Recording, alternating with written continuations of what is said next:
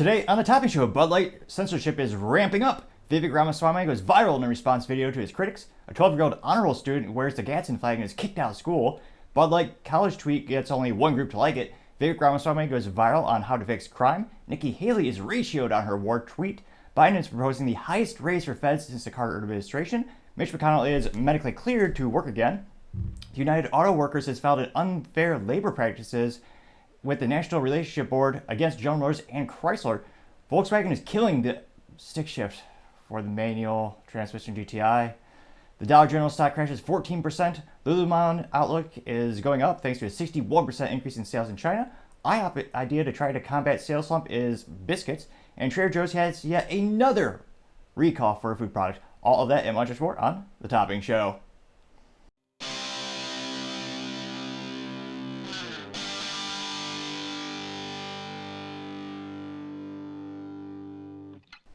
Thank you everyone for taking the time to tune in today. Today's episode of Topping Show is sponsored by Topping Technologies.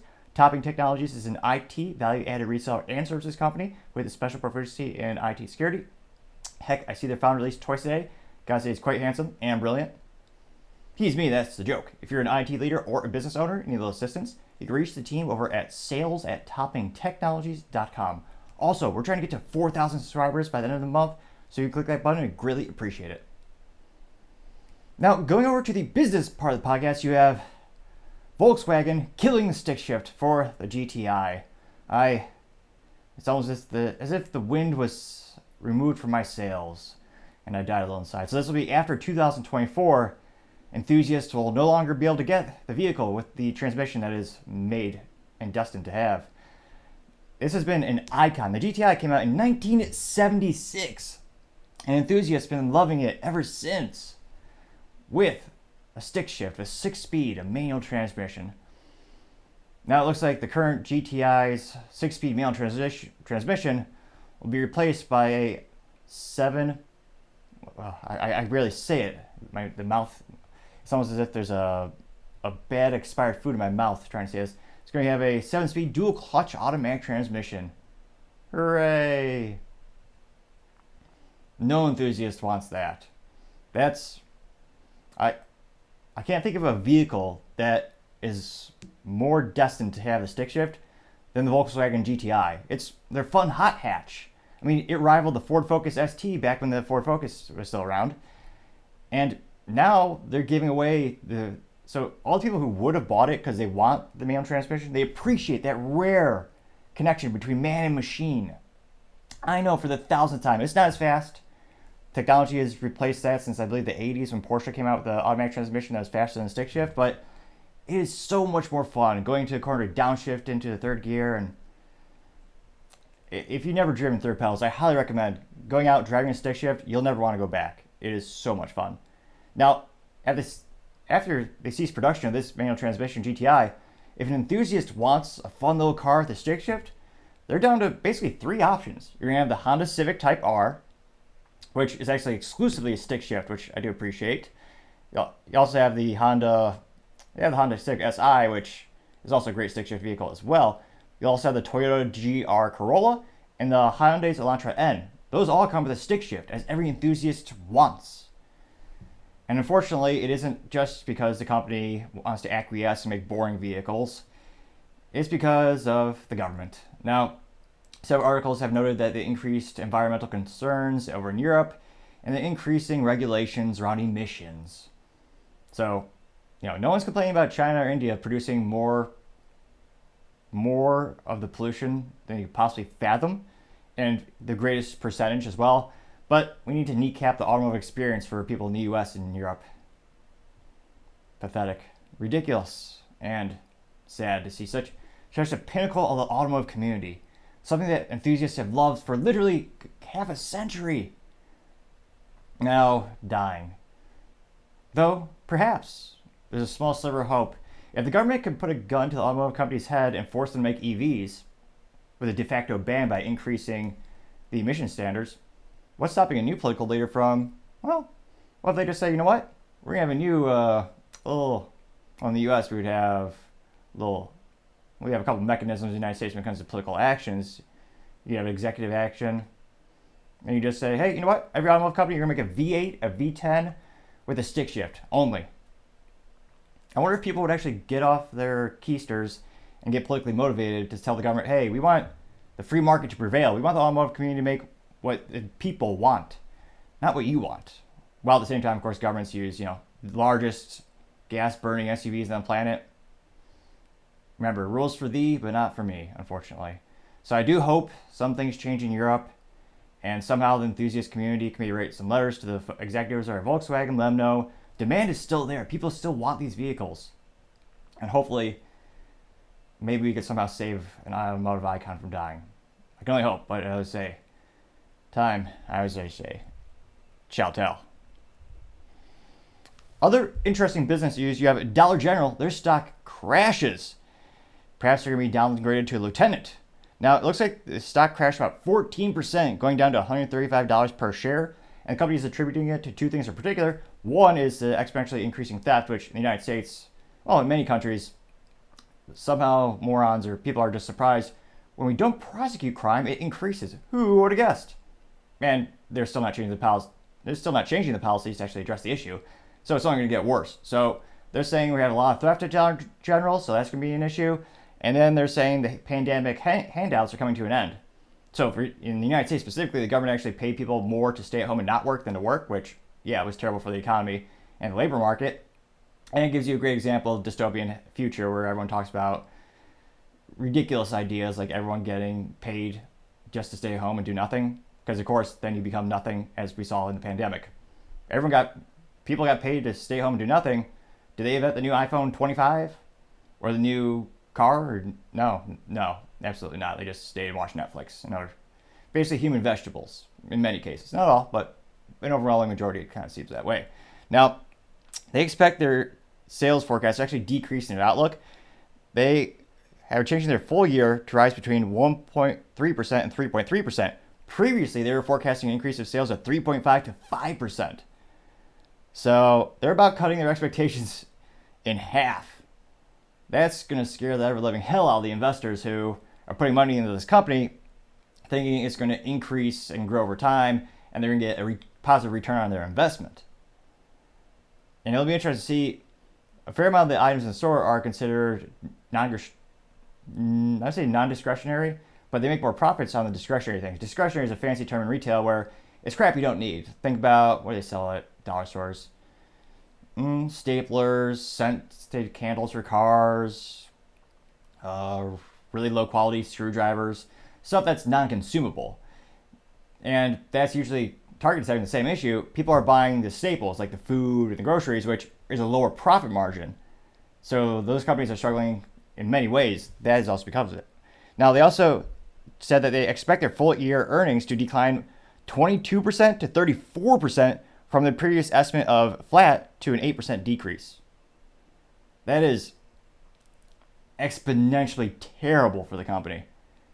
And I can't fathom to see how much theft will it take in the United States for people to actually change, for people to demand the insurance companies change their policies, for the stores, and for the stores to actually prosecute crime, and for the people to elect district attorneys who actually also prosecute criminals.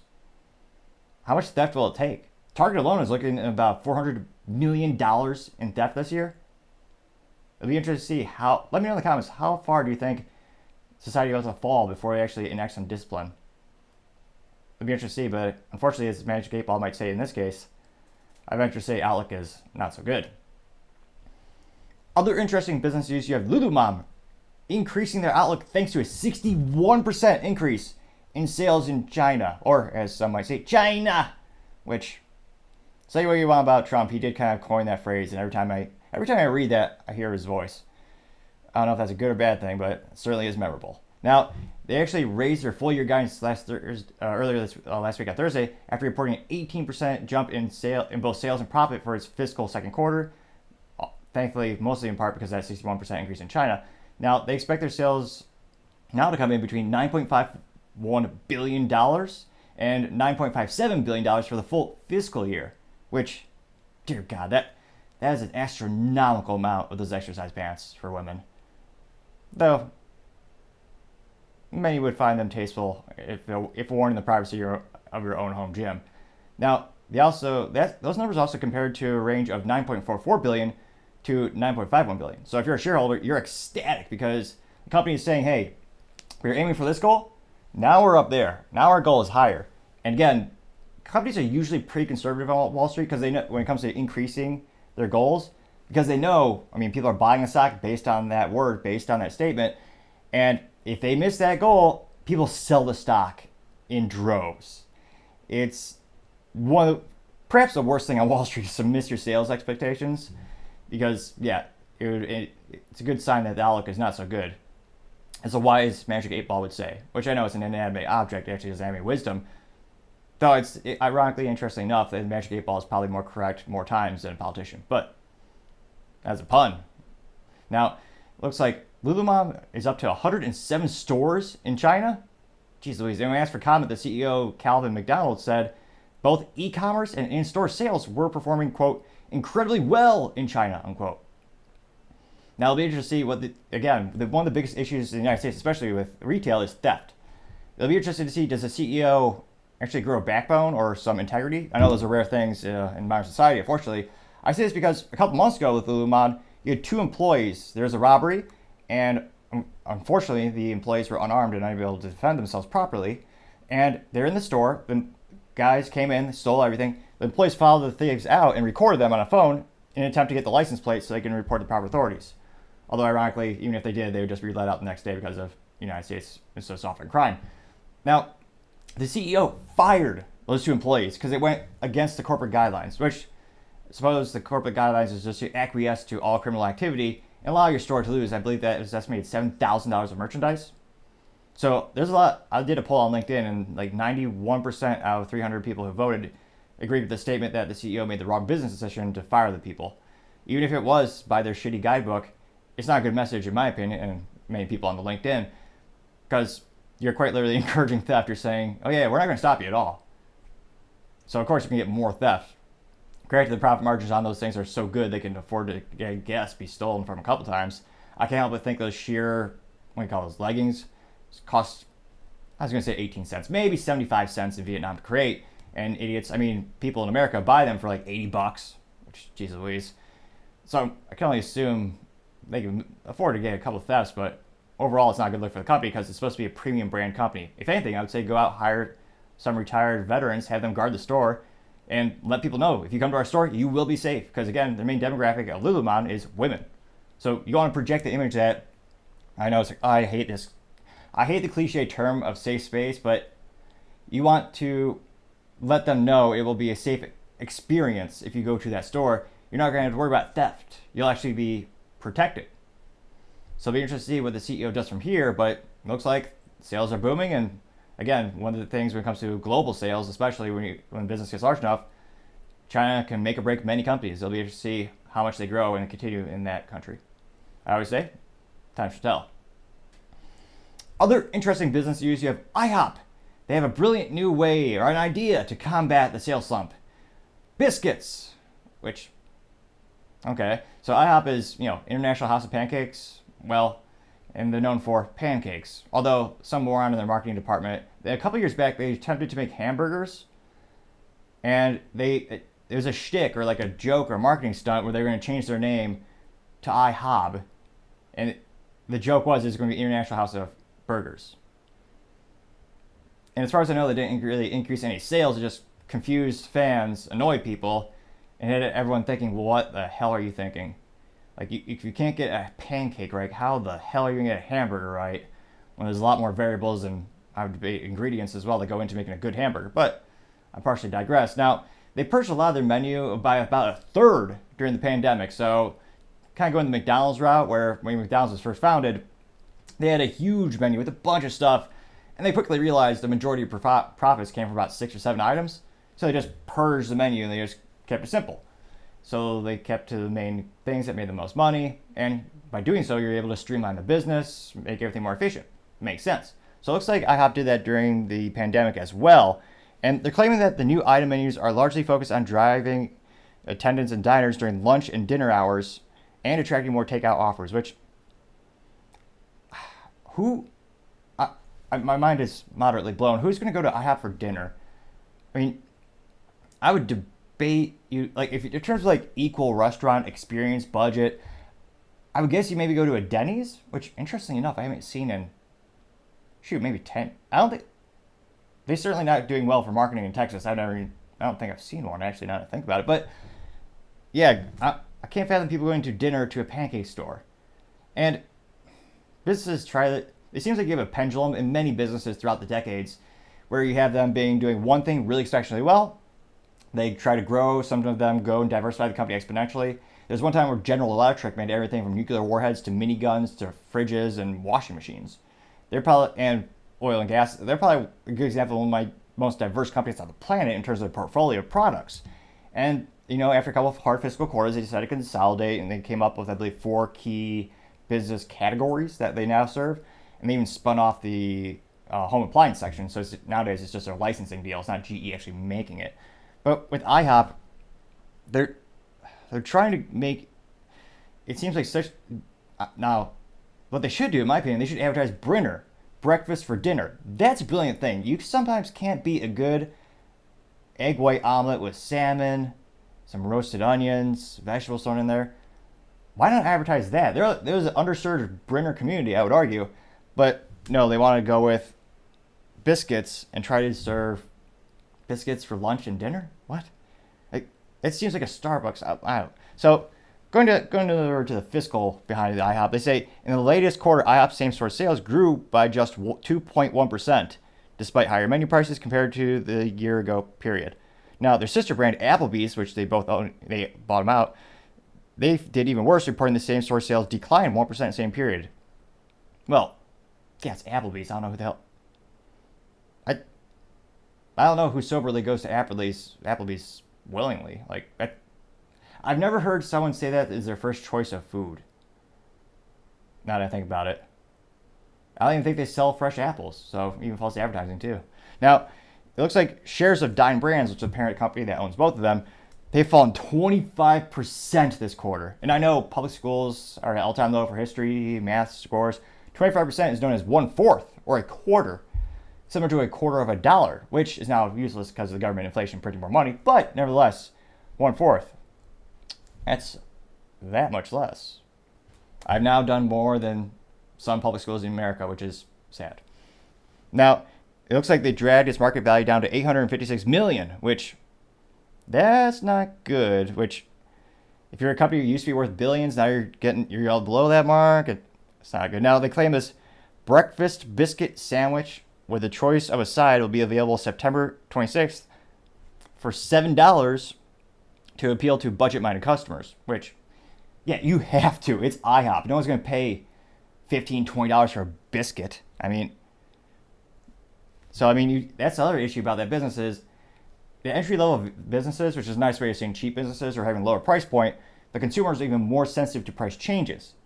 And you need to make a profit, but you can't raise the price too much. So they're in a very competitive market and very difficult market. The main way they make money is volume, very similar to McDonald's. McDonald's only makes a little money per item, but if you have more and more of those items, they add up in aggregate, and that's how you make a living. Now, granted, McDonald's is a corporation in Chicago. They make it because they're a real estate company, but the franchise owner is what I'm referring to in this case. So it'll be interesting to see how they do, but yeah, I can't fathom. I would never get a biscuit from an IHOP. Granted, I don't think I've been there in 15, 20 years. Have you guys seen IHOP lately? Their marketing is definitely not great because I haven't even hardly thought of them in years. Let me know in the comments, do you even have an IHOP by you? And if you do, when was the last time you walked in there? And if you did, let me know. Did you buy something that was not pancakes? Because that's the category they're trying to grow out of and go away from their core competency. It'll be interesting to see if they're able to increase their sales, but at this point, I don't see this making a big impact. Again, a better marketing idea, I think, is go for the Brinner. That might be more fun. Incorporate, get good old salmon egg white omelet. Damn, I would really want one of those right about now.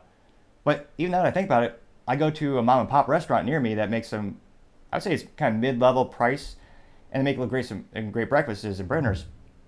My go-to is never an IHOP. So it'll be interesting to see if they're able to grow and kind of pull back and increase their sales and get out of that nosedive. And it'll be interesting to see, but I always say, time shall tell. Now, going on to the culture part of the podcast, I have a couple interesting things coming on here. Now, interestingly enough, as you merge the topics of business and politics and culture, you seem to have more and more, it's hard to say. I would argue a couple of these belong in cultures because it really is, interesting enough, in the United States, more and more, only during election time, Americans actually get off their keister and examine policies from politicians and see what they're actually going to do. So without further ado, the first culture part, you have Vivek Ramaswamy response to a critical video gets 2.5 million views in 36 hours, which is astronomically successful. And we'll play a little bit of it right here. I spoke too soon. It's up to 2.6 million now. So it's about four and a half minutes. He addresses some of the critical comments that have been coming towards him. And I think it helps to elaborate on a couple of things he's saying.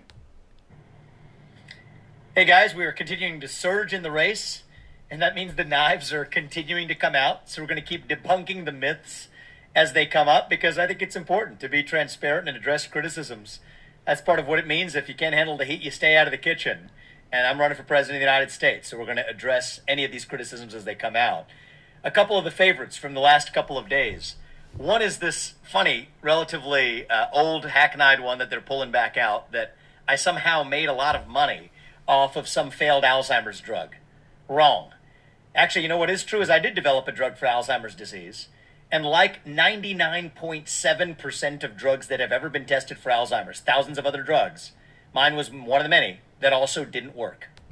Also, one of the most risky things about pharmaceutical industry, it's one of those things where most of the things they make fail, and very few things actually get cleared by the FDA to be released to the public.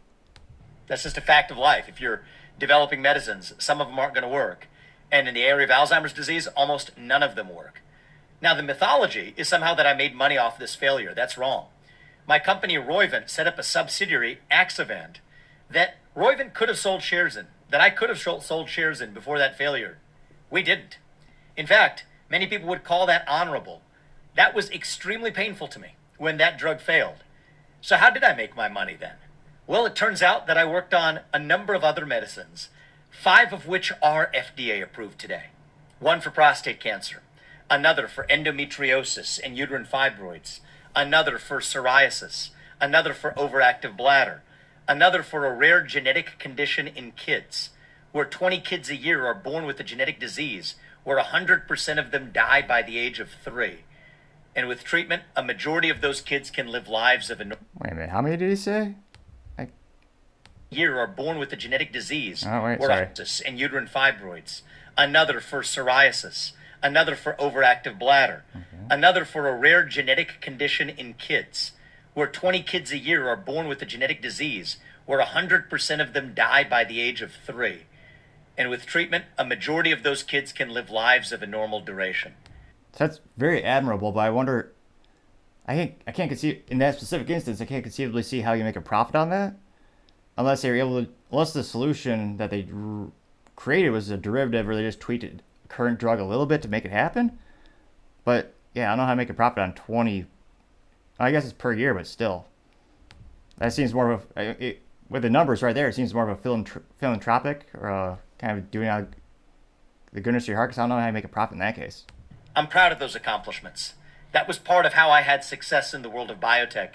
Yes, that is how you actually create value and make money without apologizing for it. And what I teach young people across this country is, you know what, you're going to go through hardship. Not everything you do is going to succeed. But hardship isn't the same thing as victimhood. Hardship is what teaches you who you are. That worked for me, and that's what's led me to success, not just with Roivant, which is a nearly $10 billion publicly traded company today, which is the one that I founded and built from scratch, but several other companies like Chapter and like Strive, other successful companies that I've founded since then as well. So I'll be happy to, take my entrepreneurial background and business background toe to toe with anybody else. I'm proud to have done that by the age of 38, and it's one of the experiences that'll allow me to succeed as chief executive of this country as the next president. Another lie that I've sort of been humored by floating around is this position that I'm somehow anti-Israel. That's just dead false and reflects the desperation of, frankly, some other candidates who feel like their fundraising might be lagging, and so they need to figure out how to attack me as a way to raise funds. That's what they seem to be doing. The fact of the matter is, our relationship with Israel will be stronger by the end of my first term than it ever has been. Actually, I was just talking about my company. Turns out one of the founding investors in my company was actually an Israeli firm. I've been to Israel many times. I have deep respect for Israel, and I think our friendship with Israel is going to continue to a higher level when I'm the U.S. president, because I'll treat it as a friendship, not as just a transactional client relationship. What does that mean? I'm going to lead Israel diplomatically into Abraham Accords 2.0. In my capacity as U.S. president, that'll be a great diplomatic accomplishment. Get Saudi Arabia, Oman, Qatar, Indonesia into that pact. Further partner with Israel to make sure that Iran never ever becomes a nuclear powerhouse, never becomes nuclear armed. We got to make sure of that. But I also want to learn from Israel. Israel has great border policies, tough on crime policies, a strong national identity. Their schools are also very safe because, guess what? They have armed presence at schools. In the United States, Israeli-owned Israel Faith Community School or schools in the United States, they're well armed, so people don't mess with them. One of my favorite examples being where Ben Shapiro made a comment where, I'm not sure if it was his school growing up, it was a school that was a Jewish school. There was a white supremacist actually. He drove to that school. He was going with a gun. He was going to do some harm. He saw this Israeli with I believe it was a Uzi, another great invention from their country, and he drove away. And unfortunately, he went to a school that did not have proper armed guards, and he did some hellish, morally vacuous things. But absolutely, every school should have the same defense that they do in Israel. It's why they're so safe now. They saw an issue back in the day, they armed their teachers, and guess what? Those issues are no longer a thing. Entity, a missile defense system that I would love to have in this country. The Iron Dome is fascinating from a technological perspective and is one of their top defense mechanisms. That's what friends do. They make each other strong. They learn from each other. That's what our friendship with Israel is going to look like. I'm going to have a good relationship with Bibi. I'll invite him to the White House in a way that Biden didn't have the courage to do. This is what it means to be a true friend. And no, I don't talk in the way that a standard establishment GOP politician does, reading from a super PAC provided binder. That's not how I roll. I speak authentically, but that's actually going to make for stronger friendships with our allies on the international stage. And more importantly of all, actually make us stronger as a country here at home. In case people forgot, that's actually the job of the U.S. president. So keep them coming. I know the knives are going to bring out some more attacks, and it's all right. We'll keep addressing them, having fun with it.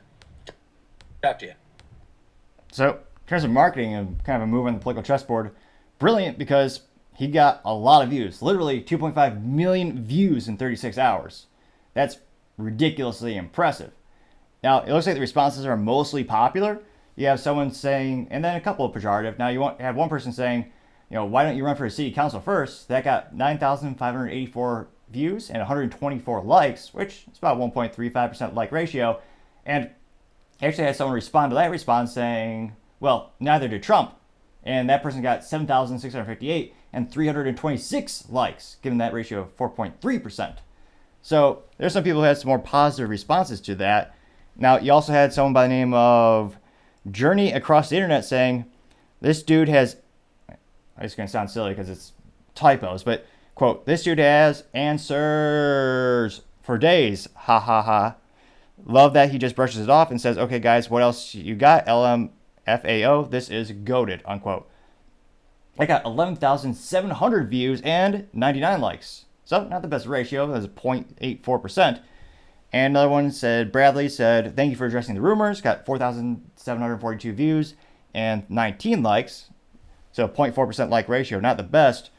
But it seems like a lot of the people who are attracted to Vivek as a prospective presidential candidate are pretty happy with his response and coming out and addressing some of the rumors. Now, some of the more pejorative responses to this would be Mr. 68 Power Trot. He says, you're just another rich con man, blah, blah, blah. Now, he got 5,586 views and 177 likes. And a couple people bringing religion in the comment section. Let's see. And a couple puns being thrown at Ron DeSantis. Now, looks like Gishikita, parody account, get it. This one says, quote, a missile defense system I'd love to have in this country. 1, we're going to need it once Meatball Ron starts bombing Mexican cartels. And 2, Raytheon makes Iron Dome missiles, so we have half of it in this country already. Now that got 2,213 views and only 1 like. That is just, we share a lot of defense technologies, especially with Israel. I'm actually surprised. Well, not really, because I mean, politicians in the United States don't really care about protecting our borders. But yeah, in terms of national security, we should definitely have something similar to the Iron Dome in the United States. And again, Raytheon is one of the most advanced technological manufacturers of defense capabilities on the planet, and they're headquartered, of course, in the United States. Perhaps they're best known for the Patriot missile, which is at the time breakthrough technology. And in terms of kind of you play Call of Duty and you like more nuanced weird tech, they made the Javelin missile, which was known for being a weird thing because the missile would pop out of the tube, go down, and then burst up, which sounded really cool. It was fascinating, and I believe they only cost the taxpayers about $44,600 per unit. So they're a pretty penny, but it's also the best on the market, so to say. So it's interesting. He's got, again, there's going to be an inherent bias because people who are following him usually are more attracted to him in terms of you usually follow people you like on Twitter. But it looks like an overwhelming majority of the responses were positive to that. It'll be interesting to see if he's able to keep coming out with these rebuttal videos and if they're popular. And we'll see what his approval rating goes from here and what the odds are of him actually becoming president. Or as many speculate, the VP if Trump can navigate the legal field and get the Republican nomination. But I always say time shall tell. Other interesting culture news, you have Bud Light ramping up the censorship. Now, they are banning everyone in a futile attempt to clean their Twitter sphere. Now, they actually banned me to have the audacity of saying, thanks to the reminder, I just bought some Yangling. And I had a picture of quite literally just a case of Yangling bottles and a case of Yangling cans in front of a carbon fiber American flag. And they thought that was so inappropriate, they blocked me on Twitter. So now the only way I can see what Bud Light is doing is using the channel account or one of my business accounts, since those are not banned yet.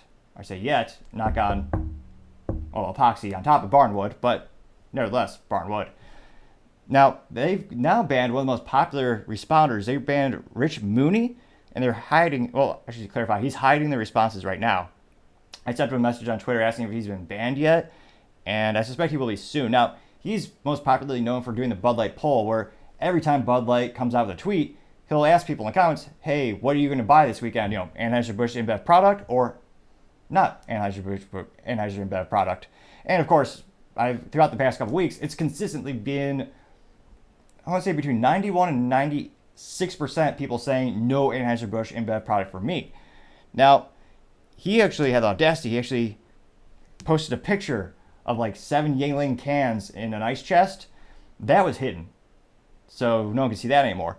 Now, they also had another one where his whole polls, those are all hidden now as well. You can't see that. And this, more and more of the comments on any Bud Light poll is about, they're all saying, quote, this reply was hidden by the original author. So they're just censoring more and more and more. And oddly enough, one or two times, my YouTube videos have only been censored in terms of the comment section being disabled 3 times or 4 times. 2 or 3 of them was when I talked about Bud Light. One, ironically, is when I talked about Bud Light censorship the first time. That was immediately comments disabled. Ironic. And then the other time was when I was talking about YouTube censorship, and then they censored me by this. They actually turned off the comments. No matter how many times I manually go into YouTube Studio, the back end, and I will manually say, turn on all comments. No matter how many times, it would always revert back to comments are disabled. So they're increasing their censorship on the Twitter platform. And now, they wasn't even 2 months ago, they were okay with having you post competitor brands like Yangling and Coors Light. Now they're so sensitive and so desperate to try to get some good responses to brew to the surface. They're even hiding those now, where that's not offensive or pejorative to just post a picture of a competing product. I mean, you look at some of the things they hide, and they're very entertaining. They're usually pejorative things around Dylan Mulvaney, their former brand ambassador, failed brand ambassador, I would say. And there'd be more explicit pictures. So I understand if you're going to censor an explicit picture or a cartoon that's not appropriate for children to see. I could kind of get that, but now they're just banning just pictures of their competitors. And as we see their sales precipitously drop more and more and more, I think they're going to increase and ramp this up because they think they're going to get positive responses, or they think they're going to have more sales increasing if people just see the Twitter and go, oh yeah, there's not so many people making fun of them, but like the boycott must be over. No. Again, be statistical, always look at the week over week sales figures, and again, they're not good. Again, it's usually between 26 and 30% decline of sales compared to the same fiscal week last fiscal year. They're not getting better anytime soon, no matter how much they keep pushing this out. And now that it's the sports ball season, I believe the college football and all that kind of stuff going, traditionally it would be their Super Bowl time of the year, which ironically, of course, yes, the Super Bowl as well. But I don't think you're going to have that big sales increase that they're hoping for. But that's just my 2 cents. It used to be 3 cents, but actually, no, it used to be 2 cents. It has to be 3 cents now. This 40-year hyperinflation should charge 4 cents, but just going to do 3. Though, it is still free to click that subscribe button, trying to get to 4,000 by the end of September. I was going to say it's a tall order, but I think we can do it together. Other interesting cultural news, you have Vivek Ramaswamy on how to fix crime. Now, this is something he tweeted actually just yesterday, and actually, no, this morning. I digress. I already got, within, how many hours is that? 4 hours, it got 126,000 views.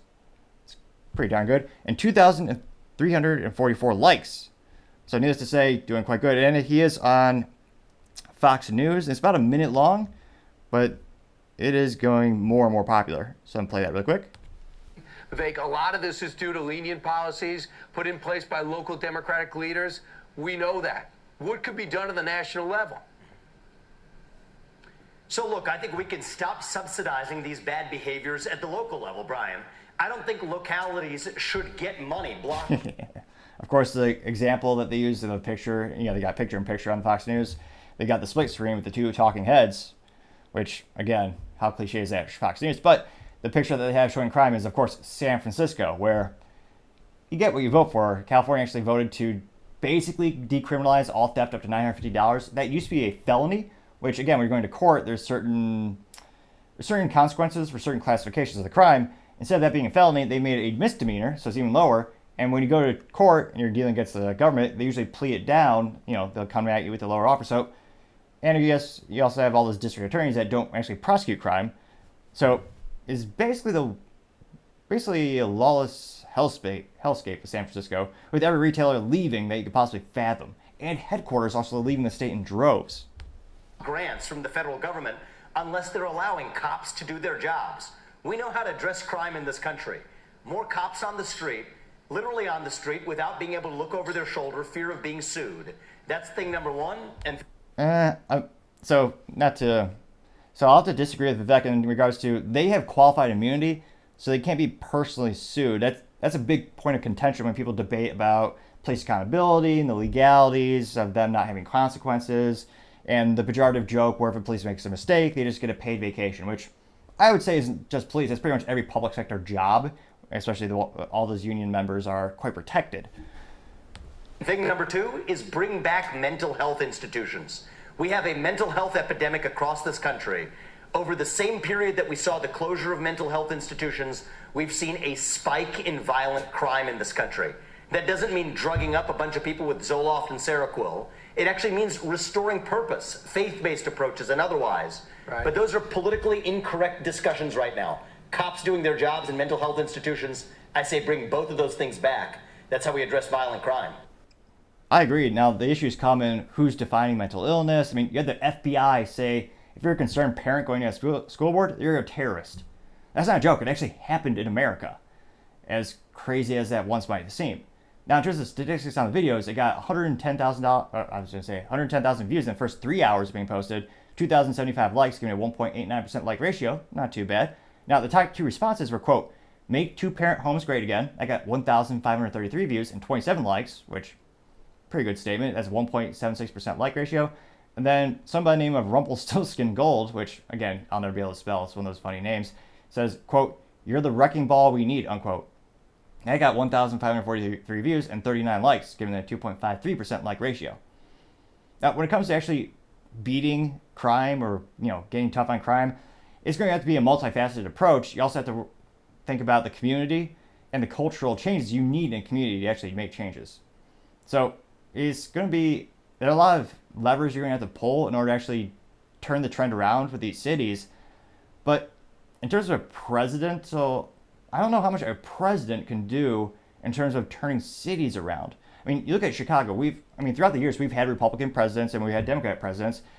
And I don't know how much you can do on the federal level. It's never been able to fix Chicago.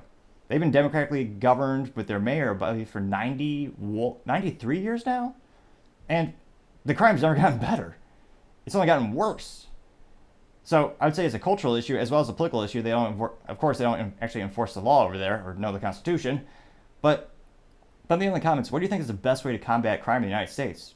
Certainly, you could perhaps change some laws federally to combat the ones in California where they allow theft to be rampant with that last, I forgot the prop number, but they voted on the proposition for them to basically decriminalize, if a theft is under $950.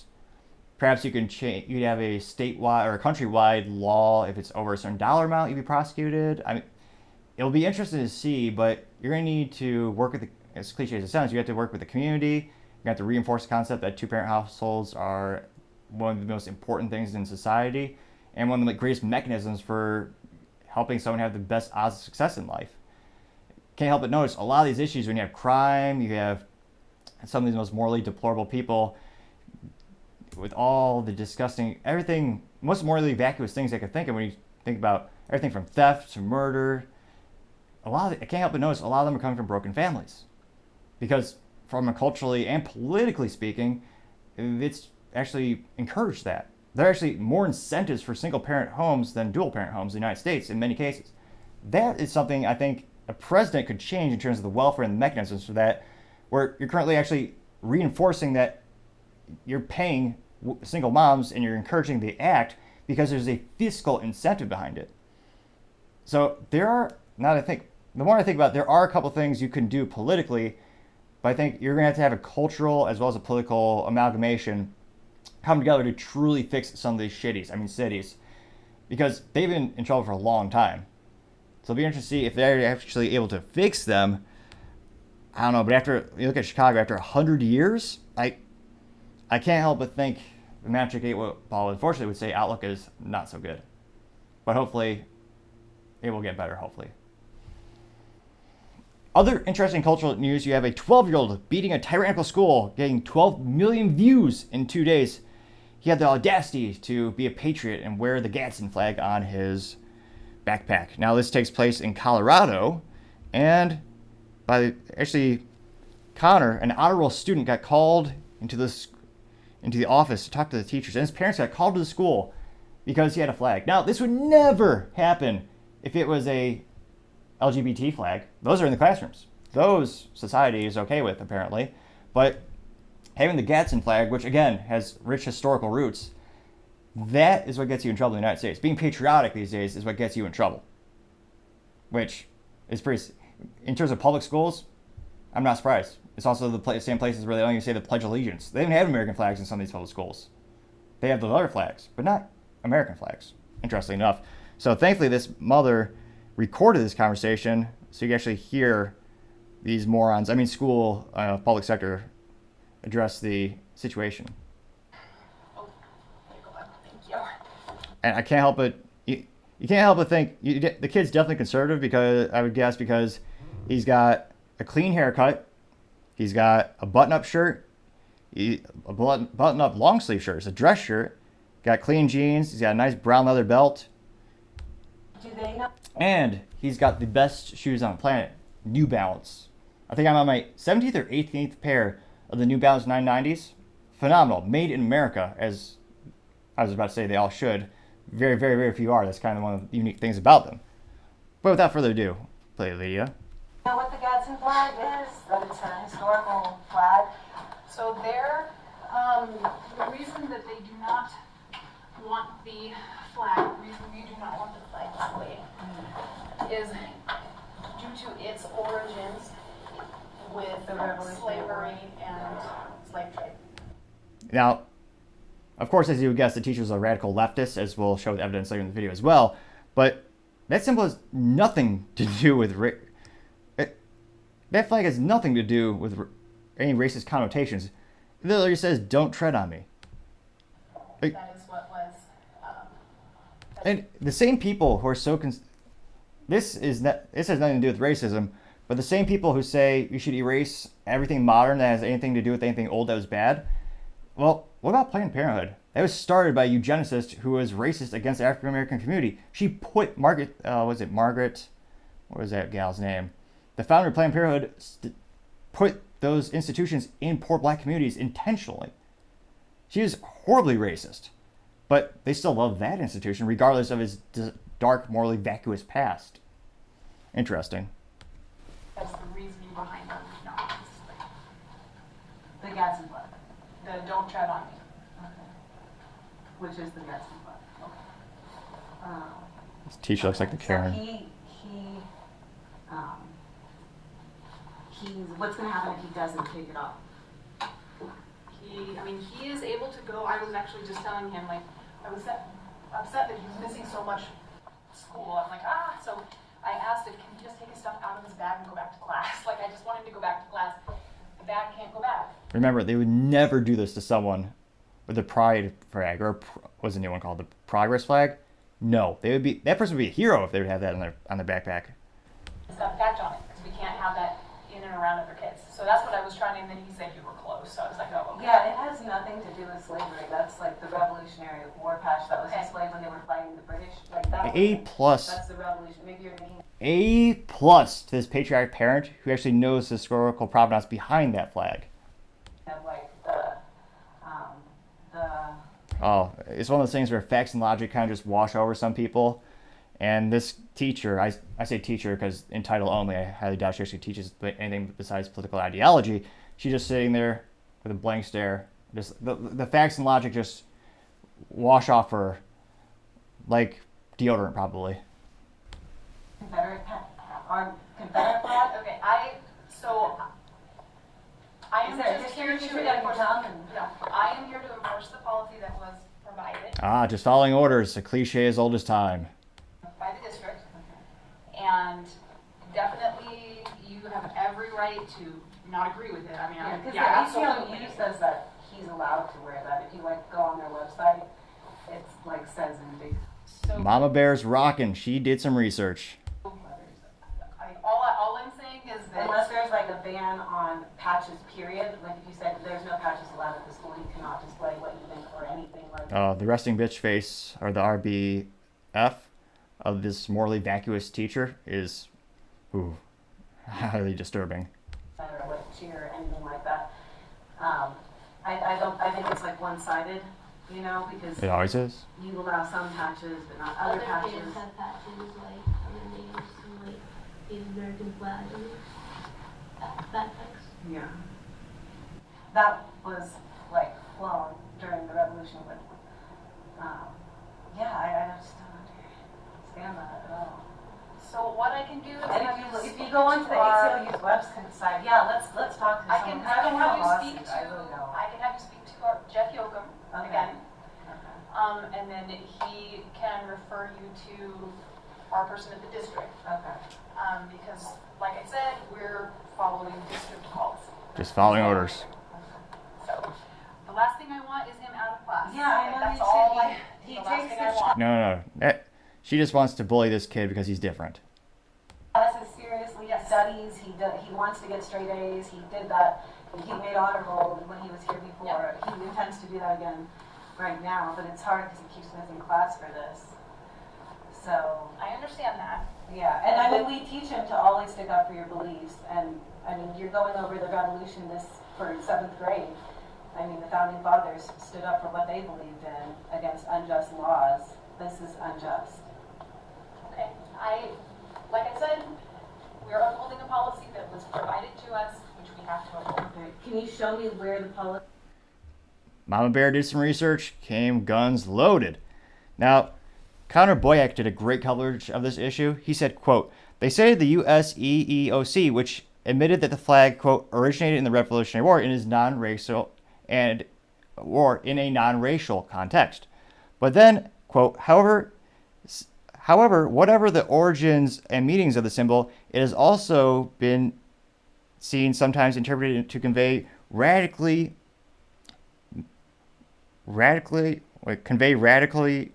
entangled messages. And they say, Mr. Rodriguez, as discussed, I'll provide you the rationale for determining the Gadsden flag is considered an unacceptable symbol. First case, when the EEOC required the complaint to be reviewed. Now, the director then argued that the flag is associated with, quote, hate groups, linking this weak article that cites a, quote, graphic design scholar who claimed that some may see the Gadsden flag as a symbol of intolerance or hate or even racism. Now, the kid actually had the idea of going to NBC, which is a local affiliate, which used to actually care about news and, actually helping the communities out, giving a voice to folks. And of course, they declined an interview because it goes against the narrative. Now, Connor Boyk says, see what rule he was actually breaking. According to the director, this is the one. And it's the one that, quote, refers to drugs, tobacco, alcohol, or weapons. But none of those things are on the flag. And it looks like Jeff Yocum looks like he's the director. And let me see here.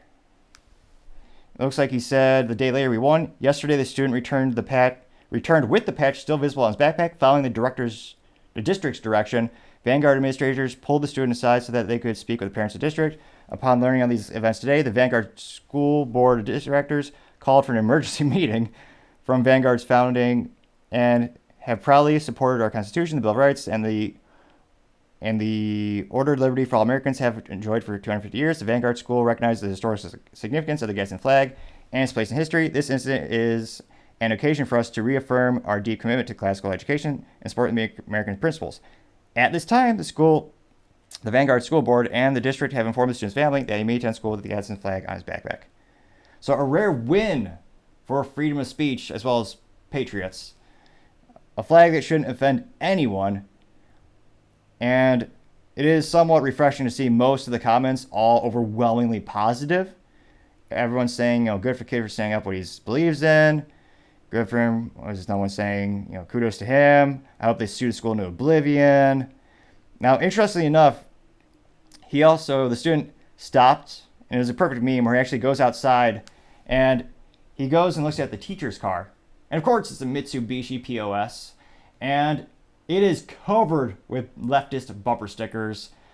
And you shouldn't be too surprised. The people who cry out for the most censorship are usually the most morally vacuous and mentally vacuous of all society. The only way their ideals can brew to the surface is for them to get rid of the competition. For them to literally shut down all opposition or all thought at all, really. So it is refreshing to see him win this. And I hope we see more instances where people actually know how to read a damn history book, which, again, I know public schools are at an all-time low for math scores, science scores, history scores. So hopefully those improve without the years. But this is yet, again, reason 9,558,223 to not have your kid in public school.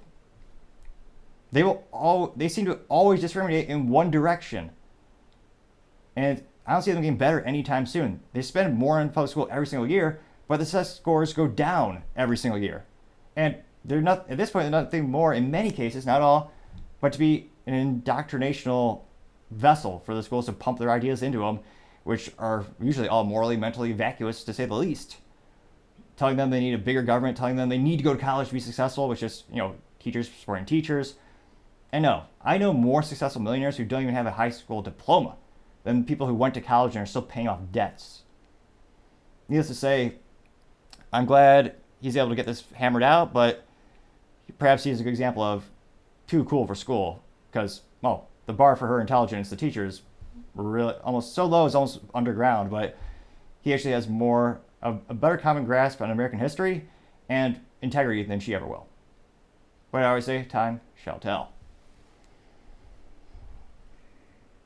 Now, other interesting cultural news, you have Budlight college football tweet gets basically no like or support. Well, they do from one group of people.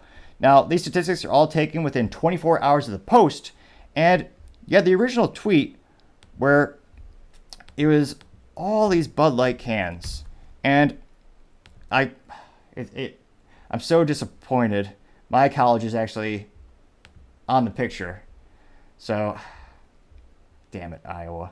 They have the logo on the can. So they got Bud Light cans as well as Bud Light aluminum bottles with college logos on them, because they think Americans are so dumb that if they just see a logo they like plastered on a bottle or a can, they'll buy the pond water because of that emotional association they have with the good times they had in college. Which, again, this is what Bud Light should have been doing months ago, not hiring Dylan Mulvaney to destroy $28 billion in stock valuation and $400 million in sales just gone. So, again, people are seeing these images and they just know it's not authentic. You showed your true colors. We know you're just trying to pander us. And we also know you're trying to just buy your way out of the problem. They said publicly they're going to spend more money on marketing this year than ever before because they know how much they messed up. They won't admit it. They won't give an apology. But they want to get your love back somehow. Like a bad wife or a bad husband who made a mistake, but they won't admit it. But they come home with some flowers or a crappy cubic zirconic or a crappy piece of carbon, also known as a diamond, which is also useless, unless it's on a drill tip or a saw blade. Remember, that market is completely artificially controlled. It's just a useless piece of carbon. But nevertheless, it looks like in 24 hours, the post got 73,700 views, and today they got 286 likes, giving them a ratio of 0.38%. Now, the most popular responses, which of course they're all negative. Now, one of the most popular ones, a GIF of the Dr. Evil from Austin Powers with a little cliche, and he was saying, "How?" I guess I could try that impression. He goes, "How about no?" Not as bad as my Trump's one, perhaps. Now that got 2,816 views and 90 likes, giving them a ratio of 3.2%. So quite more popular. Now you also have somebody by the name of Twizzler, and they say, quote, "the Budweiser Tea Party," unquote, and it has the founding fathers throwing, instead of tea, they're throwing off cases of Bud Light into the harbor. That one got 341 views and 34 likes. Not too bad. That's a 9.97% like ratio, which is pretty damn good. Now, interestingly enough, of course, they are ramping up their censorship more and more, because I would say 20% of the responses, I just see an error that says this response was hidden by the original post author. More and more. And again, the one or two positive ones aren't from real people. They're from either a computer program or a shill. I look at them, and this one, we have a gal by the name of DD. Her handle is TGRDD. And she said, "Are you guys Missouri Tiger cans available in Kansas City?" And if you click on her profile, everything is just a repost. And interestingly enough, same with the other one, Mr. John B. It's all repost. He's reposting Wordle, which is a stupid game I never got into. But interestingly enough, they do seem to all fall on the same political spectrum. So this seemed to resonate with people who are politically on the left side of the political aisle, or Democrats. You look at these reposts, they're reposting either businesses that they shill or pejorative things about the Republican candidates. I guess Trump is also a Republican candidate, the former president, Donald Trump. They're all pejorative memes about them. So the only people right now, again, this is a small sample size. I'm not saying everyone who likes Bud Light, all 18 of them, but the people who are having positive responses to the Bud Light, all they're doing, they're just people who repost, and they're all leftist. Like, all of the responses. So, again, I don't know what the demographics were for the original Bud Light sales, like, who bought them politically speaking. I would guess or venture to say more people on the right of the political aisle, but it seems as though the few positive responses they're getting are off on the left. So maybe they'll lean into that and try to get more of the sales on that side of the political aisle. Because, truth be told, they got to do something different, because obviously what they're doing is just utterly failing. But I don't know, as far as my 3 cents, I mean, it used to be 2 cents, but it is still free to click that subscribe button. I don't see Bud Light pulling out this tailspin or this nosedive, whatever airplane metaphor you prefer, but they're just censoring more and more and more. And everyone's starting to see it because you could see they hide all these comments. Even the people who just posted just a picture of the competitor beer, even those guys are getting censored, including myself. So people know it's not an authentic post because they're just censoring most of the opposition. And again, the people who are posting a positive response, they're not getting any likes hardly. So it's literally like this guy said, let's get it. He got no likes. None. Goose egg. Even though 2,570 people saw his positive response to the Bud Light tweet, another one, the John B., he says, that's so cool. I got to collect them all. Go Bud. Which, again, sounds like a drone. That got 2,810 views. 0 likes. And that gal I was talking about, DD, asking, are the Missouri Tiger cans available in Kansas City? She got 4,241 views. So 4,241 people saw it. 0 people liked it. So the few positive responses that are starting to creep up to the surface, they're hardly not popular at all. I see, another one says, LSU Bud Light for me. They got 3 positives. And there's one, I gotta investigate this profile. A Greg L. Simmons posted a picture of a Bud Light in front of a Kansas, what do we call it? Wait a minute. In front of a Kansas University. And I count old Bud fan. And his profile, let's see. Repost.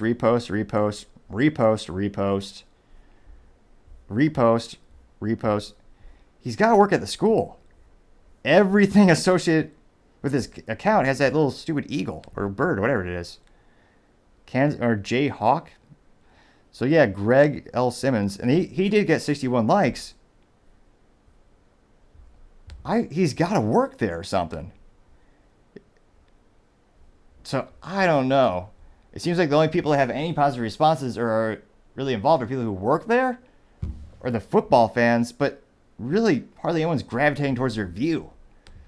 So needless to say, I don't think the Bud Light boycott is letting up anytime soon, even as they try to censor more and more and they try to plaster their logo on football teams from colleges. Needless to say, I don't think the sports ball season will be good for Bud Light. Other interesting cultural news, you have Nikki Haley Ratioed on her Twitter war stance. Now, she is a former UN ambassador and presidential nominee for the Republican Party. And this is in regards to her, this is the text that she has. She says, make no mistake, Vivek's foreign policy will make America less safe. Now, I don't see how having, again, it is a debate to have in terms of political ideology, whether you're more interventionist or isolationist being more building up your own army on your own land and defending your borders, or, intervening as you're going to other countries, intervening. It's certainly a debate to be had, but I don't know how bolstering our borders and that concept would make us less safe. Now, this is her video response, and of course it was ratioed in minutes.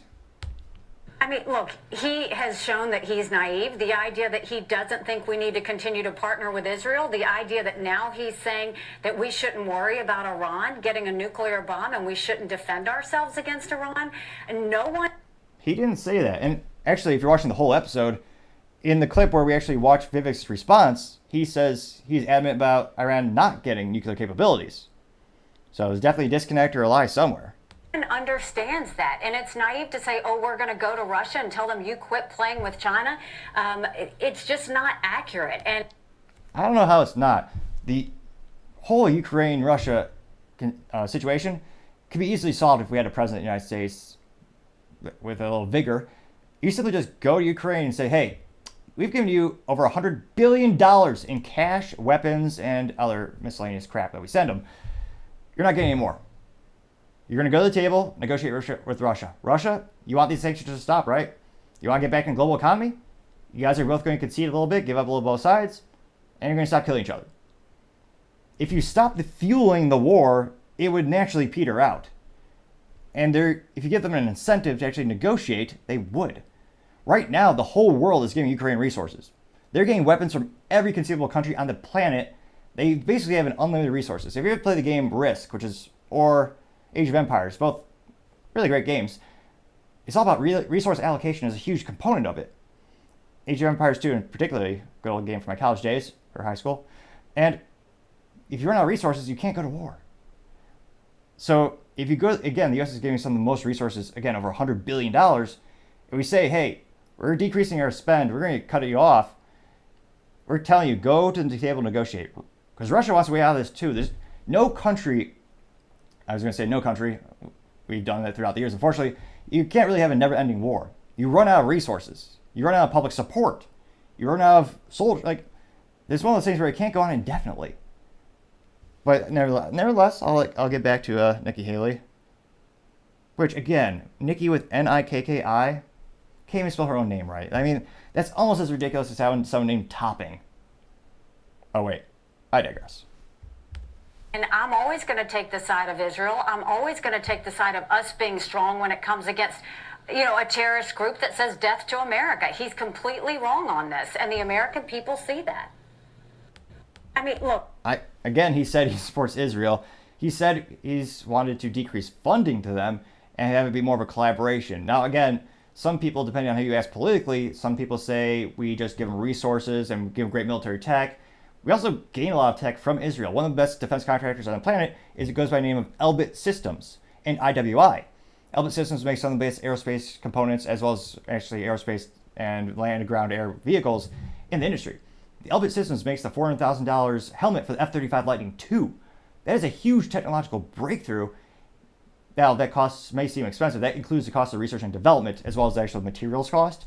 But it's a revolutionary idea where you have this helmet on, and traditionally, if you have a jet fighter, you see it in front of you, and that's all you see. With this helmet on, you look down, you can actually see the ground below you. It's a full immersive experience. So no matter where you look, you're not seeing your feet. You're actually seeing, it's almost as if you're seeing through the airplane.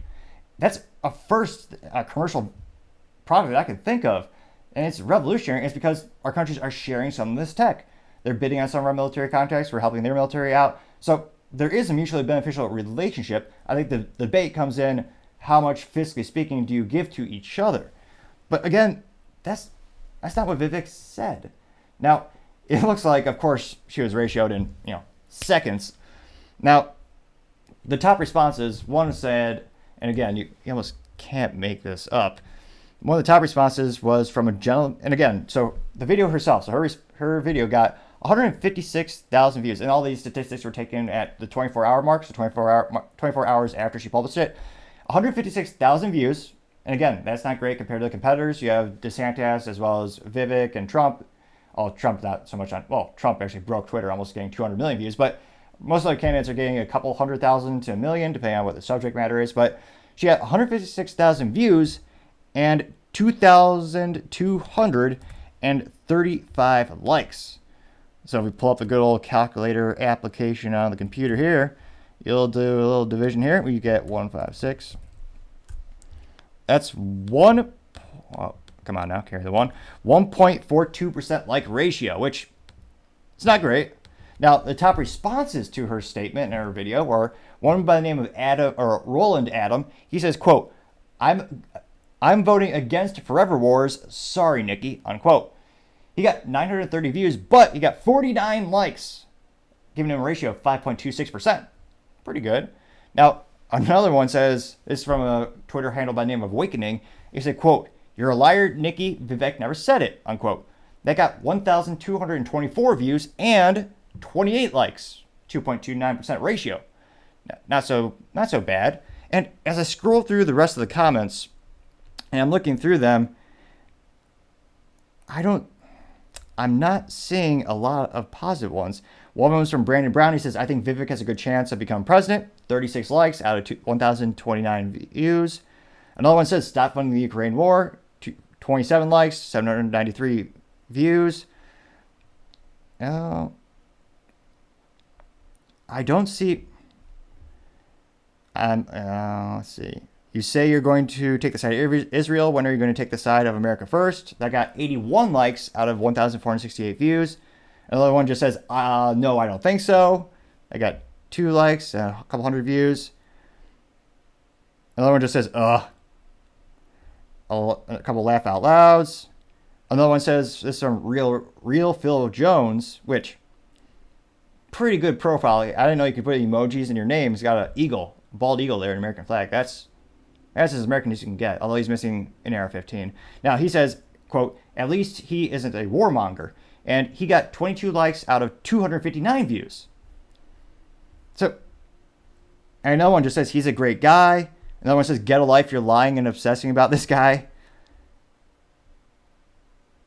And let's see. I was about to say that was Vivek. It's a parody account of Vivek talking about some of this. You didn't read the memo. Now, I did see two positive responses, and one is just a person trying to get an interview with Nikki Haley. So, needless to say, she was ratioed immediately. And interestingly enough, the attacks aren't really working. In terms of the moves on the political chessboard, you see some candidates who are having a lot of success, or personal success in terms, not overall in the polls, but it is a common political tactic to attack your opponents. It's one of the most fascinating things. Also, if you look at just reviews of restaurants and stuff, negative news does spread more quickly than positive ones. And you have Chris Christie. His whole campaign is, I'm not Trump. I don't like Trump. Trump is evil. Chris Christie, statistically, he's not going to get the nomination, but he's gotten, I would say, not an insignificant amount of support. I think he's like 5% in the polls, but his whole message is, he's not Trump. He hates Trump. He's attacking Trump. He, in terms of political chessboard, he's getting he's getting the pawns or the people who will never Trumpers. His target audience is them. He's appealing to that group of people. He's going to get those votes for the primary. Now, will that be? I don't think that's enough for him to actually get the nomination, but that is his approach, and he is gaining votes based on that approach. But, well, in this case, it's all preliminary polls, but I don't see. This is not helping Nikki Haley at the moment. I think she needs a different approach, but right now, and again, there are some people who are becoming more skeptical of Vivek. A lot of people on the far right don't like him for a myriad of reasons, unfortunately. Some idiotic, of course, you always have the one or two racists everywhere, far left and far right. But there's a lot of people also comparing Vivek to Obama in some ways, coming out of nowhere. So it'll be interesting to see what the support looks like going forward. But this plan right now doesn't seem to be working in Nikki's favor. And it'll be interesting to see how much support can she get for the primary. Is she, like a lot of people, is she probably just running just to become a VP? But it'll be interesting to see. And interesting, this is a debate in the Republican Party. Are they, and it's not all one or the other, but are they more pro-war or pro-peace? That used to be a big debate between Republicans and Democrats. Interestingly enough, Democrats past couple of years have been very much more pro-war. Most of the Republicans have. I think Trump was the first one to actually scale back military involvement. The first time in my life, actually. Every other president had increased the war. But it'll be interesting to see as this debate continues, where does the United States fall in terms of isolationism or more interventionism? It'll be interesting to see, but as I always say, time shall tell. Going on to the political part of the podcast, you have Biden submitting a proposal to raise federal wages by 5.2%, which would be the highest since Carter, which is ridiculous. You used to get a proposal, you used to be able to get a raise by doing a good job, or if you just work in the government, you just work there for a certain amount of time and you just get paid a lot of money to do very little. One of the most inefficient forms of anything on the planet is the government. Now, this is a quote. I was about to say it's a quote from Biden. More likely, it's a quote from Karine Jean-Pierre, the press secretary.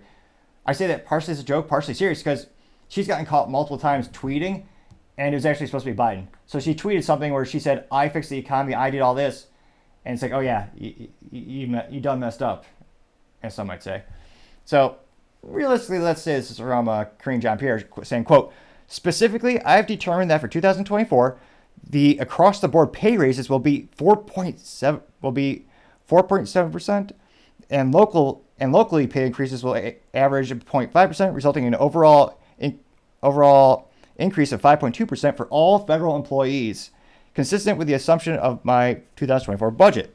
Now, this is apparently in letters that apparently Biden wrote to Kevin McCarthy as well as the VP Kamala Harris. Now, if this isn't blocked or altered by Congress, through the appropriations process, the pay raise would be the largest since 1981 when President Jimmy Carter authorized a 9.1% raise during the period of high inflation. Jesus. 9.1%? Great way to cause more inflation, too. Now, this is actually coming after the White House, the press secretary. They're all telling us inflation isn't a thing. Don't worry about it. It's not that bad. And yet, why do you want this huge raise? Again, for what merit? Merit used to be a beautiful thing in America where people get paid based on what they actually created or did.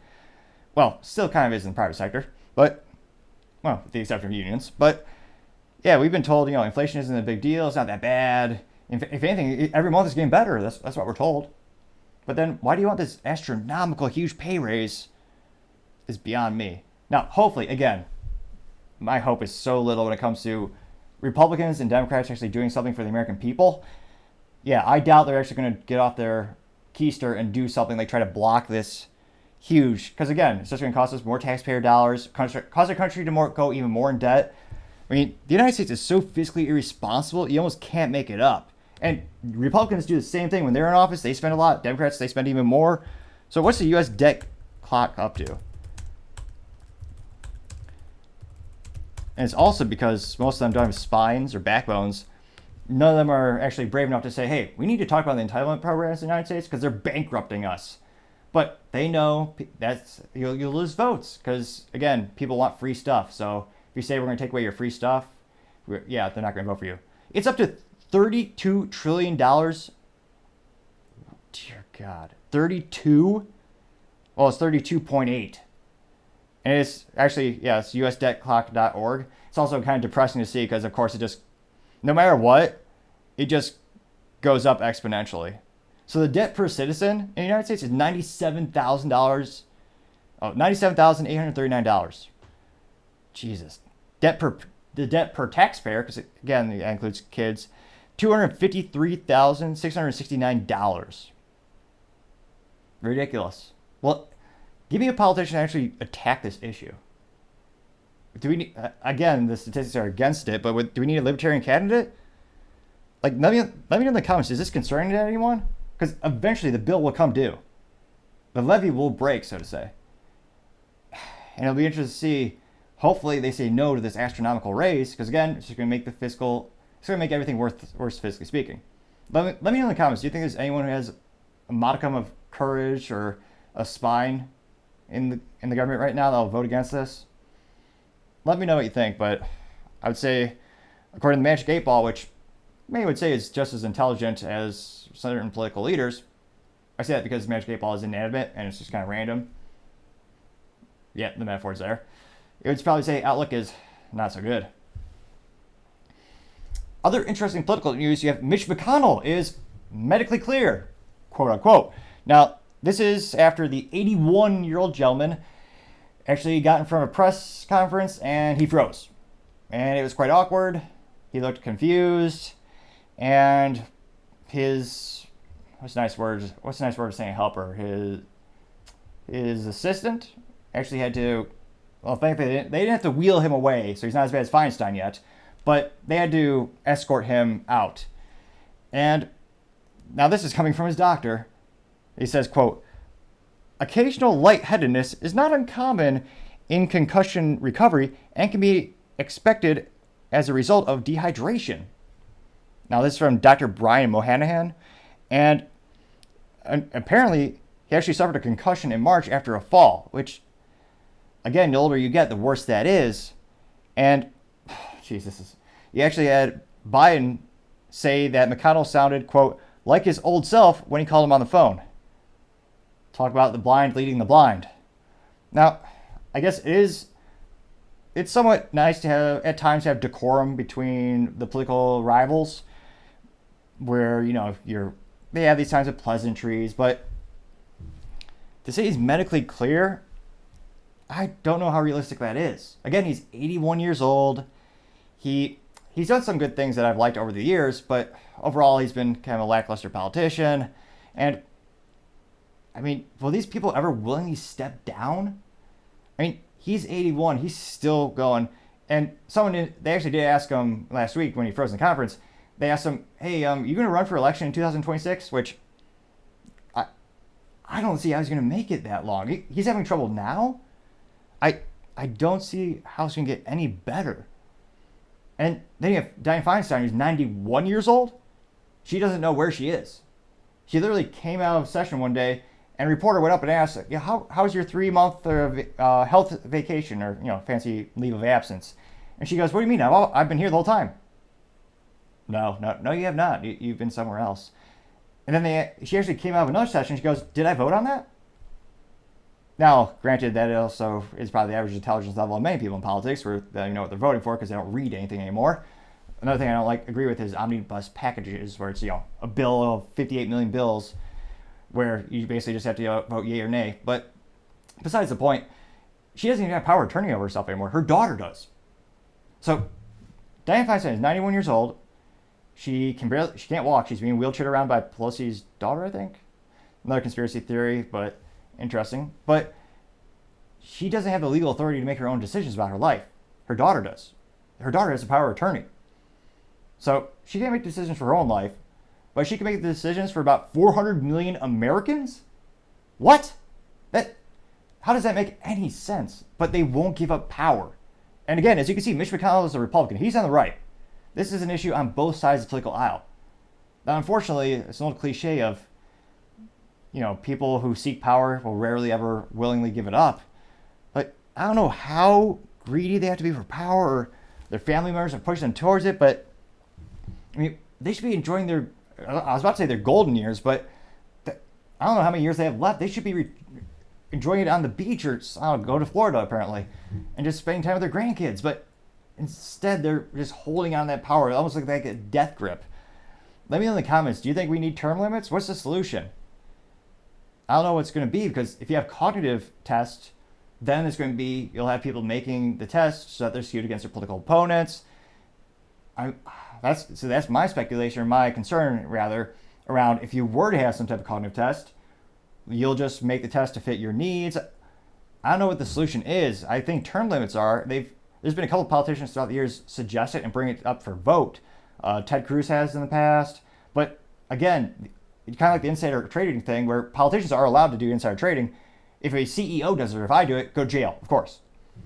But when you're the government and you regulate yourself, there's very little incentive to actually do the right thing, unfortunately. So I don't see all getting better anytime soon, but as I always say, time shall tell. Other interesting political news, you have the United Auto Workers filing an unfair labor practice against the National Relations Board. As a wise man on the street once told me, gangs protect gangs, unquote. Now, I should also clarify, I believe everyone has the right to be a part of a union. I would never do that. I respect that. I would never break up a union at my companies or anything. I would always want that. But you actually have to clarify every joke you make about these institutions, because they'll investigate your company if you make a joke about them.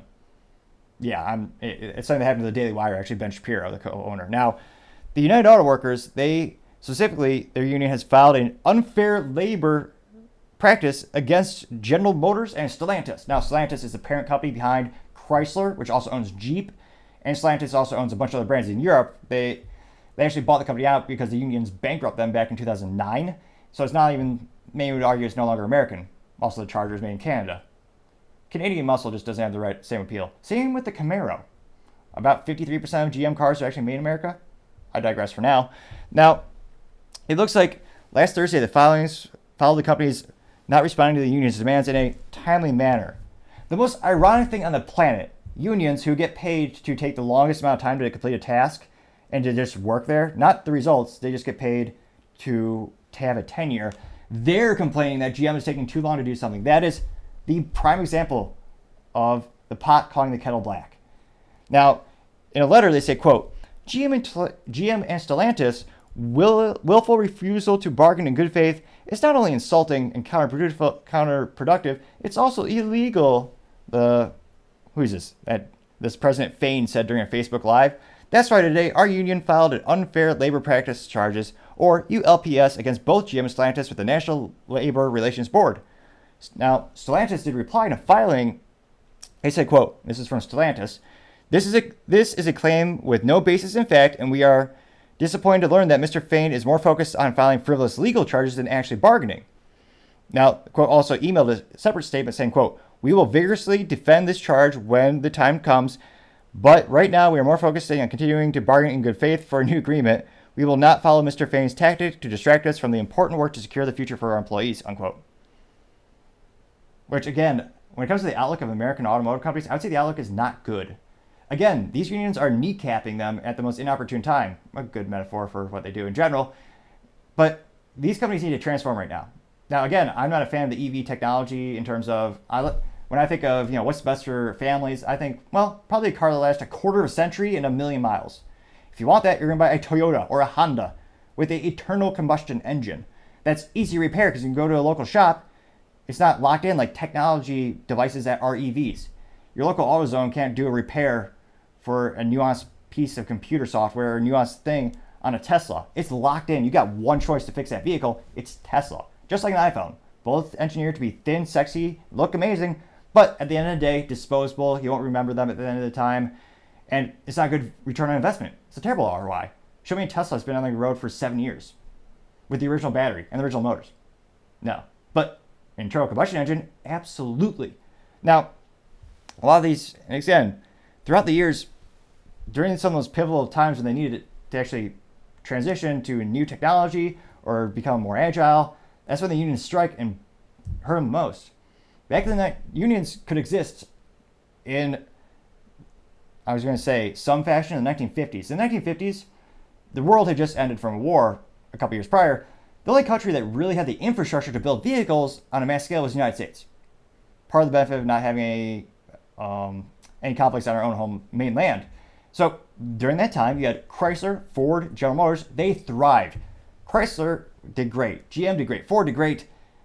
Detroit was the richest city on the planet at one point.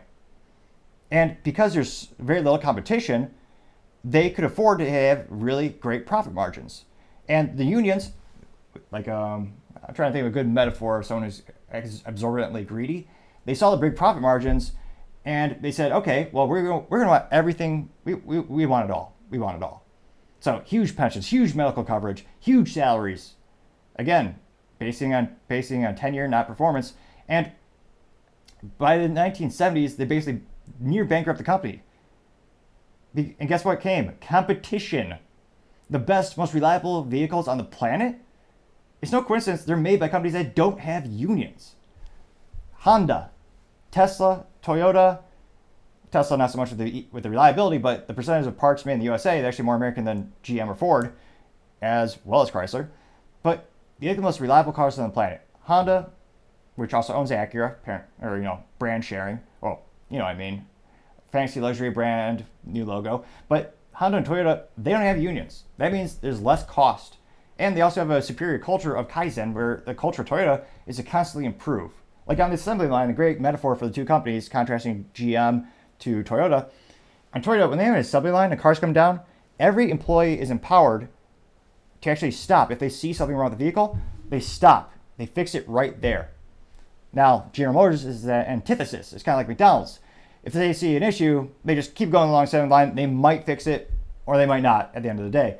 Just keep pushing it out. McDonald's it, which for many years that worked for GM because they were the largest producer by volume of units sold. But every year the profit margin is getting more and more, getting thinner and thinner and thinner. Now the unions right now see that GM is making a profit. So these companies are getting close to billions of profits, but all that money is being sucked back into R&D. It's being put into the company, and you have this economic uncertainty. People think the economy is going to crash. Michael Burberry, is it Burry or Burberry? I think Burberry is a douchey cosmetics thing, but Michael, the guy who bet against the housing market and became rich beyond his wildest beliefs, he just bet against the S&P 500. So he's been right once in a big way. There's a lot of speculation. Will he be right again? I believe he put 1.2 or 1.5 billion dollars against the S&P 500. So he is betting that the S&P 500 stocks, all those companies will go down, and that's where he would make more money. So if you're a company like GM or Ford, you're going to want some cash in the bank, because if there's hard times, you're going to want emergency funds. Now, also, they're making lots of billions, but they're putting it back into the company. So you look at Ford. Ford Blue, that's the Ford everyone likes. Your traditional Ford, the F-150, the Mustang, the real one, with 3 pedals, manual transmission, a V8. That was the legacy Ford. You also have Ford Commercial, which is the commercial line of all the vehicles. You look at the F-350, 450, 550, the big monster trucks. And then the third division is Ford E, which is their EV division.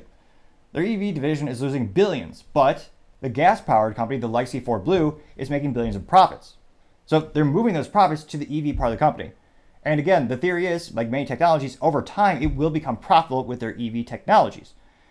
And there's a lot of setup costs. So the unions are demanding the most that they ever have. They want the pensions back, which again is no longer competitive to be a thing. The only place pensions are really a thing is the public sector, which is the most corrupt practice, where you have people in the public sector supporting politicians get elected, and they get kickbacks in the form of nice juicy contracts and nice juicy raises. It's corrupt as all hell.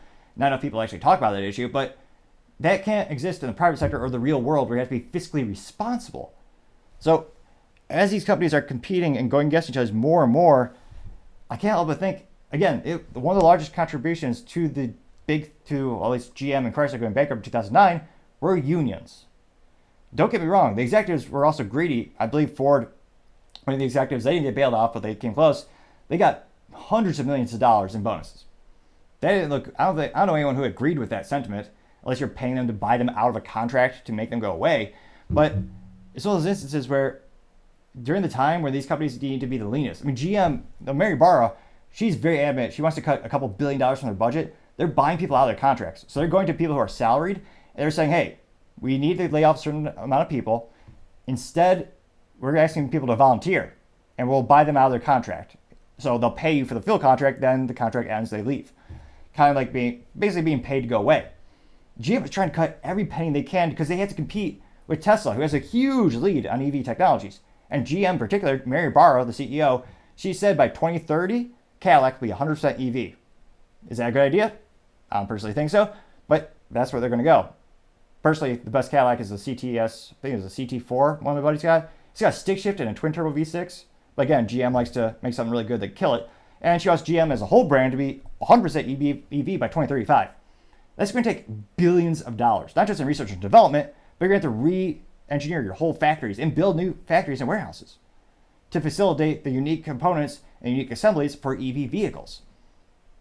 So I can't help but think, when you have the best competitors on the planet kicking your ass 7 days a week, and their cars are going to be cheaper because on average, you look at the UAW fees, and again, one of my disdains is the UAW gives a lot to politicians. A lot of the money isn't going to the actual people in part of it as well. Also, if you're being forced to join anything, it's kind of an antithesis of being an American. But during these precarious times, I don't think they're going to make it. The competition is heating up. And people, right now, Americans are hugely more price conscientious than they used to be, because you can no longer get a 0% car loan. Those days are gone. There used to be a time, they're gone for a while. But with record high rates for borrowing money these days, that's even less people buying a car. And when they are buying a car, in the rare instances, they're even more concerned about price. Because again, the American dollar is being stretched so thin. And again, I blame politicians left and right for ruining everything with inflation and a myriad of other issues. But at the end of the day, Americans are struggling to make ends meet, and new cars are getting more and more expensive. Another thing I don't like about EVs is they cost more, and they're just not great ROI. They're disposable. And again, I'm not saying they'll always be that way. Technology moves quickly. There might be a new battery technology we might not know about today. It's going to come out tomorrow and change the whole game. That could very well happen. But right now, and especially when it comes to right to repair laws, the best bet is still going to be an inline four, or at least when I think about the most successful car in history by number of units sold, it's Toyota Corolla. Get a nice inline four internal combustion engine. It'll last you a quarter of a century or 1 million miles. And at the end of the day, I think a lot of Americans are going to come back to that theory and thinking, what's going to last my family the longest amount of time with the least amount of maintenance? What could my buddy Bob down the street at his independent shop, what could he work on? What could he order parts on? Is it an EV? No. Now, these lawsuits being brought against GM and Stellantis is going to increase the cost. Do you think it's going to make management happy? Absolutely not. So again, at the end of the day, kind of a cliche in and of itself, the unions are just bullying the companies more and more. And I don't know what Mary Barra is going to do. She's the CEO of General Motors. That's a company of the big three that I follow the most, have the most proficiency in regard to just business acumen. And I know the unions did give up a lot during the 2009 bankruptcies, and they did give a lot. They gave up some stuff to help Ford, so they did go bankrupt. But at the end of the day, it's not really competitive anymore. You can't pay someone $75 an hour to put a tire in a car. Or no, it was 2009 when GM went bankrupt. They're paying kids, or I say kids, they're grown-ass men, $65 to put a tire in a car. That does include healthcare benefits, but at the end of the day, what the shareholder cares about and what the consumer who goes buys the car cares about is the total cost, extra cost you're paying someone to put a tire in a car. That's not competitive at all. And maybe if you were to have a concession with the unions, I would say instead of medical benefits, instead of pay, offer them stock. But I don't think they'll want that because they would have to increase their performance exponentially because then they would have a vetted interest in the company. I believe one of the reasons Tesla is so successful is because the employees are given stock. They have an incentive to work like hell, be efficient, and make the best car that they can. They don't always with the gaps and everything, I know. But they're investing in the company. I don't know in terms of GM and the big three, but I don't think they give the unions stock options. I don't think they'd want them. They just want many of them, not all, calm down in the comment section, but they just want easy money. And at the end of the day, I think it'll kill the big three. Let me know in the comments. And if you're part of the union, let me know. I'd love to hear your perspective. Even if we don't agree with each other, I always appreciate more data and I'll update the video appropriately. And I do appreciate you going back and forth. So great way to actually help the video out is leave a comment, click the subscribe button. I know it's cliche to say, but yeah, I would say the outlook for GM and Stellantis is not good. And again, it wasn't the only reason these companies went bankrupt, but it is a huge variable in the equation of why they went belly up in 2009. So in terms of having more contention, again, that's whole kind of like a divorce attorney, which I find abhorrent. The whole purpose of the union and a divorce lawyer is conflict. That's when they prosper. Which is why I always say the best relationships are always, one-on-one, whether that be an employee working with their employer or husband and wife coming together to talk it out. But I digress. I'll be interested to see what happens to the big three, but I would say for GM and Stellantis, with the current state of the government, they'll probably have to pay some stupid amount of money for the lawsuit, just settle. And of course, the cost will be passed on to you and I, the consumers. Well, not me, thankfully. I love my Honda. It's got 3 pedals, stick shift, as every car should have. But I digress. Going on to the business blunder of the day. You have Trader Joe's have yet another recall. Now, this is for their black bean tamales, and it looks like they're saying that they might have some, the FDA is saying that they have some undeclared milk allergens in them. Lovely. So they got undeclared allergens in their tamales. Now, this is the 6th recall since July. That's astronomically bad. Now, this is everything from having rocks in cookies to having metal in crackers and bugs in soup.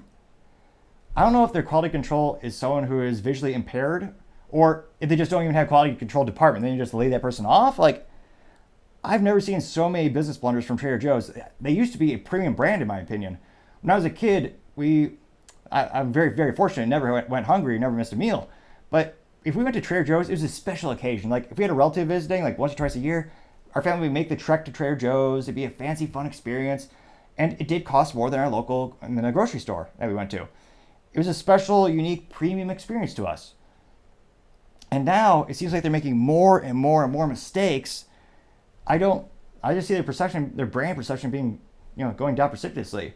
I did a poll on LinkedIn, and right now it's only been online for a couple of days, but I asked people, with all these recalls, has your perception of the brand changed? And right now, 53% has said, yes, it's decreased my perception of the company. And a couple of people in the comments said, well, Trader Joe's isn't making the things. And I said, well, yeah, absolutely they aren't, but they're representing this product as being safe. They're selling that product. They're having a relationship with these vendors, and clearly someone's not doing their job. So to me, I think this definitely decreases the quality perception of the company. I just don't see it really, it can't not affect it. Because again, the risk of you getting some crappy food is just getting higher and higher. Now, when asked for comment, this is a reporter from CBS Money reached out to Trader Joe's. The spokesperson for Trader Joe's said, quote, each recall was from a separate manufacturing facility, unquote. Another quote, we have a close relationship with our vendors. We will never leave to chance the safety of our products we offer, unquote. Which, I mean, clearly that's evil. How's that not a lie? They never leave it to chance. I mean, so do they just not inspect anything equally? Like that, then something clearly is not working with Trader Joe's right now. And I don't know what they need to do to fix it. I mean, let me know in the comments. Will you still shop at Trader Joe's with all these issues coming up? Do you think does your perception of the brand decrease because of all these recalls? Let me know in the comments. But I mean, right now, geez, the 6th recall since July, that That recall for the black bean tamales, that's got to be the business blunder of the day. Thank you everyone for taking the time to tune in again. Again, we're trying to get to 3,000 subscribers by the end of September. Actually, 4,000 if we really swing it. So I really appreciate you clicking that button. Also, taking the time to like and comment helps me out. Appreciate the feedback and insight you have with these topics. Love to hear about your experiences. Also, and lastly, don't forget to tell your family, tell your friends, tell your coworkers, heck, tell your enemies, tell anyone and everyone. Just stay safe and fight the good fight.